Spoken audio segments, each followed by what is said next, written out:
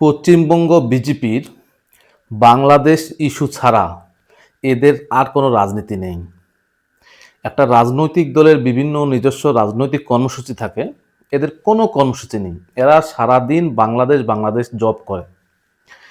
পশ্চিমবঙ্গের বিজেপির যিনি সভাপতি শ্রমিক ভট্টাচার্য, তাকে ভদ্রলোক বলা হয়, বিজেপির ভিতরে তাকে কিছুটা উদার বলা হয়, অথচ তাকেও সবসময় দেখি বাংলাদেশ বাংলাদেশ নিয়ে জব করতে।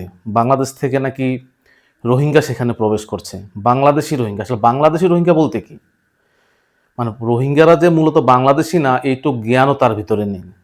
আর শুভেন্দু অধিকারীর মতো একজন নির্লজ্জ, একজন অসভ্য, তার ব্যাপারে কি বলবো? সে তো বাংলাদেশ ছাড়া কিছুই বোঝে না। বাংলাদেশ আর মুসলমানকে তাড়িয়ে দাও, কেটে ফেলো, মেরে ফেলো, এগুলো ছাড়া তার কোনো কথা নেই। আরেকজন ডক্টর সুকান্ত ভট্টাচার্য, এর আগে যিনি বিজেপির পশ্চিমবঙ্গের সভাপতি ছিলেন, ভারতীয় কেন্দ্রীয় শিক্ষা প্রতিমন্ত্রী, তিনি একজন শিক্ষিত মানুষ হয়েছে, কিন্তু আরএসএস এর যেহেতু তিনি সদস্য ছিলেন, তো তার মুখ থেকেও ওই সবসময় বাংলাদেশ বাংলাদেশ শুনে আসছি। মানে এদের সবার রাজনৈতিক অবস্থান একই, শুধু বাংলাদেশ। মানে একটা রাজনৈতিক দলের যে নিজস্ব কর্মসূচি থাকে, চিন্তা ধ্যান ধারণা থাকে, আদর্শ থাকে, এদের আসলে কিছু নেই। এদের আদর্শ একটাই, বাংলাদেশ বিরোধিতা করতে হবে। মানে বাংলাদেশ বিরোধিতা না করলে এদের কোনো আর কোনো রাজনীতিই নেই।